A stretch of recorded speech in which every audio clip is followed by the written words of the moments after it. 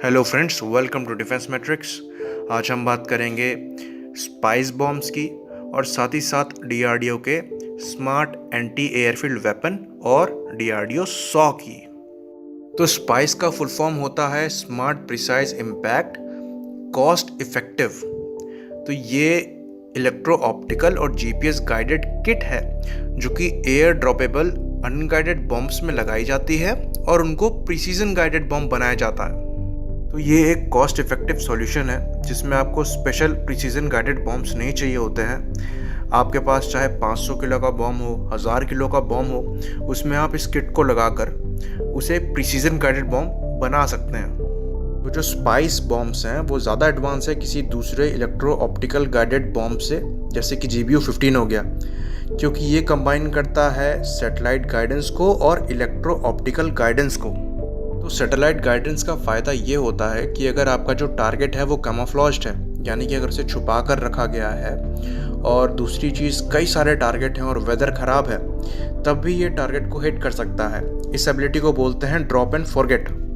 जो इसका दूसरा एडवांटेज है इलेक्ट्रो ऑप्टिकल गाइडेंस को यूज़ करने का, वो ये है कि ये एक्सट्रीमली हाई प्रिसीजन के साथ टारगेट को हिट कर सकता है, इवन व्हेन जो टारगेट है वो अपनी लोकेशन को रिलोकेट कर दे।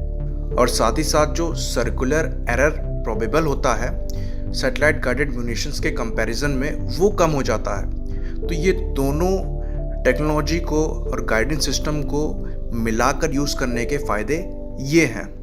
जो दूसरा एडवांटेज है स्पाइस बॉम्ब का, वो ये है कि आप प्री फ्लाइट इसमें 100 डिफरेंट टारगेट की इंफॉर्मेशन को डाल सकते हो, और जो एक टारगेट को हिट करना है उसको बॉम्ब को ड्रॉप करने से पहले जो पायलट है वो सेलेक्ट कर सकता है इन फ्लाइट ही। तो जो स्पाइस बॉम्ब है उसमें 12 कंट्रोल सरफेसेस हैं जो कि 3 भाग में डिवाइड है।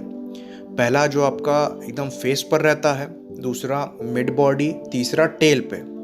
तो इस बॉम्ब में लॉन्ग रेंज ग्लाइड करने की एबिलिटी है, तो ये करीबन 60 किलोमीटर दूर टारगेट को हिट कर सकता है। तो जो एयरक्राफ्ट इसे ड्रॉप कर रहा है उसे हॉट जोन में जाने की ज़रूरत नहीं है।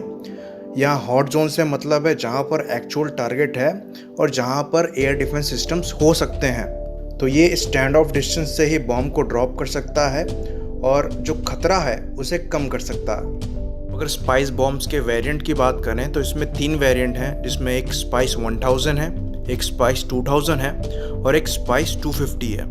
तो जो स्पाइस 1000 है वो अगर 500 किलो के बॉम्ब में आप इस किट को लगाकर यूज़ करते हो तो वो स्पाइस 1000 है। अगर आप इस किट को 1000 किलो के बॉम्ब में लगाते हो तो वो स्पाइस 2000 है, और स्पाइस 250 को हम आगे चलकर डिस्कस करेंगे डीआरडीओ सॉ के साथ।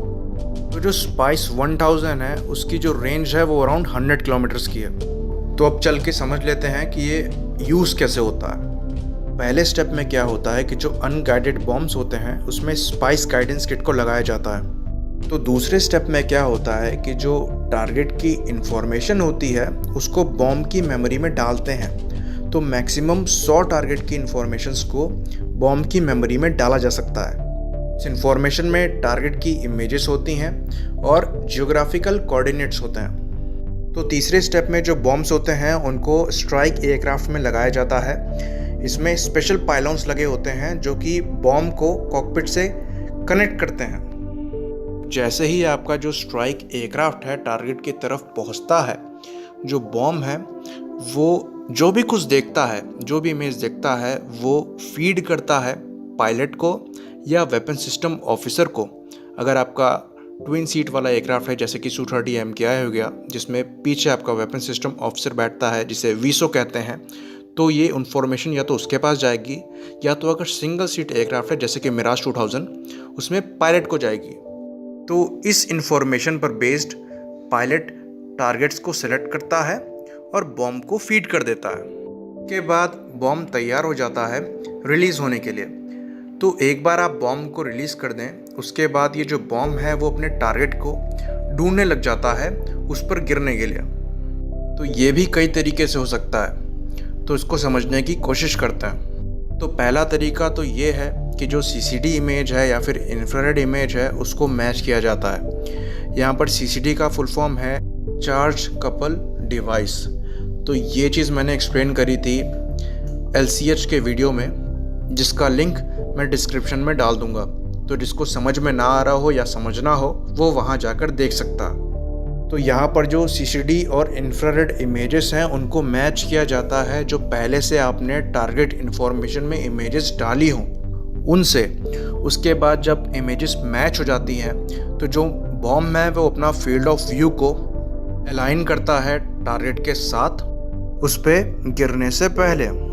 तो एक सिचुएशन मान लीजिए ऐसी आ गई कि जो टारगेट है उसके सामने विजुअल ऑब्स्ट्रक्शंस आ गए हैं, या तो पेड़ आ गए, पहाड़ आ गए, कुछ भी आ गए जो टारगेट आप देख नहीं पा रहे हैं। जो बॉम्ब है वो टारगेट को मैच नहीं कर पा रहा है अपने जो इन्फॉर्मेशन फेड हुई है उससे। तो इस केस में बॉम्ब क्या करता है, वो ऑटोमेटिकली अपने गाइडेंस को GPS और इनर्शियल गाइडेंस में स्विच कर लेता है।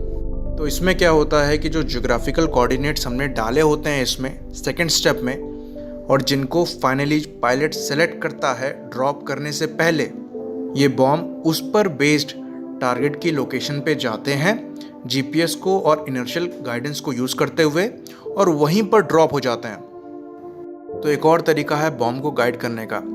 ये एक मैनुअल तरीका है जिसे मैन इन द लूप कहते हैं। इसमें जो आपका एयरक्राफ्ट होता है वो जनरली टैंडम सीटिंग वाला होता है, जिसमें पीछे आपका वेपन सिस्टम ऑफिसर बैठता है।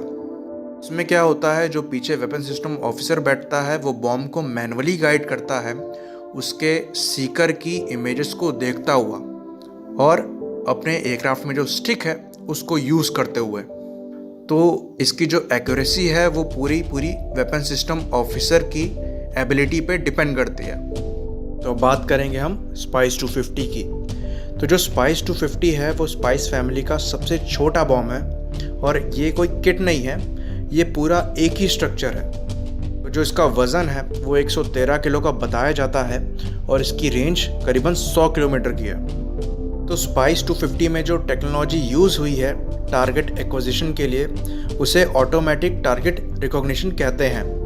यूजली ATR कह दिया जाता है शॉर्ट फॉर्म में। तो ये काफ़ी क्लासिफाइड सिस्टम है जिसकी डिटेल्स बाहर नहीं है, पर कहा जाता है कि ये आर्टिफिशियल इंटेलिजेंस पे बेस्ड है, और ये इलेक्ट्रो ऑप्टिकल सेंसर का जो डेटा है उसको आर्टिफिशियल इंटेलिजेंस के साथ कंबाइन करके इंफॉर्मेशन को क्रिएट करता है। तो इस बॉम्ब को लॉन्च करने से पहले टारगेट की इंफॉर्मेशन को इसमें फीड किया जाता है। उसके बाद जब इसको लॉन्च किया जाता है तो ये अपना इनर्शियल गाइडेंस या GPS गाइडेंस को यूज़ करता है टारगेट की तरफ पहुँचने के लिए, और वहाँ पहुँचने के बाद ये अपना ATR सिस्टम जो कि ऑटोमेटिक टारगेट रिकॉग्निशन सिस्टम है उसको ऑन कर देता है, और टारगेट को पहचान कर उसको हिट करता है। तो ये काफ़ी कारगर है ऐसी सिचुएशन में जहाँ पर GPS को जैम किया जा रहा हो।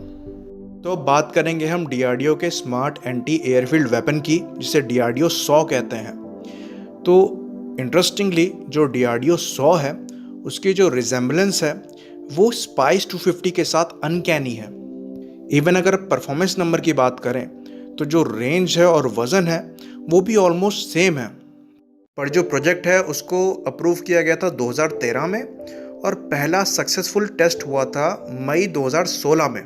तो ये एक इंडिपेंडेंट प्रोजेक्ट है जिसे रिसर्च सेंटर इमारत, जो कि एक DRDO की लैब है, उसने बनाया है एयरफोर्स के साथ कोलैबोरेट करते हुए। तो ये एक light weight high precision guided bomb है जिसे डिज़ाइन किया गया है रनवे को, बंकर्स को, एयरक्राफ्ट हैंगर्स को और दूसरे रीइंफोर्स्ड स्ट्रक्चर को डिस्ट्रॉय करने के लिए। तो ये करीबन 120 किलो का बॉम्ब है जिसकी रेंज 100 किलोमीटर की है, और इसमें जो propulsion सिस्टम है कुछ यूज़ नहीं होता है। ये ग्लाइड करके अपने टारगेट की तरफ पहुंचता है। तो ये बाकी प्रिसीजन गाइडेड वेपन्स के कंपैरिजन में चीप पड़ता है, और गाइडेंस के लिए इसमें इंफ्रारेड इमेजिंग और भारत का नाविक और गगन सैटेलाइट गाइडेंस सिस्टम है। और जो इसका सर्कुलर एरर प्रोबेबल है वो 7 से लेकर 3 मीटर के बीच में है, और ये नंबर भी स्पाइस 250 के नंबर के बराबर है। तो इसके कई सारे सक्सेसफुल ट्रायल्स हो चुके हैं, और बहुत जल्द ही इसको सर्विस में इंडक्ट किया जाएगा। तो इसे यहीं पर ख़त्म करते हैं। लाइक करिए, सब्सक्राइब करिए। जय हिंद। और अगर आपको चार्ज्ड कपल डिवाइस के बारे में जानना है तो आपकी स्क्रीन पे HAL LCH का वीडियो आ रहा होगा, उसमें मैंने एक्सप्लेन किया है, क्लिक करके देख सकते हैं।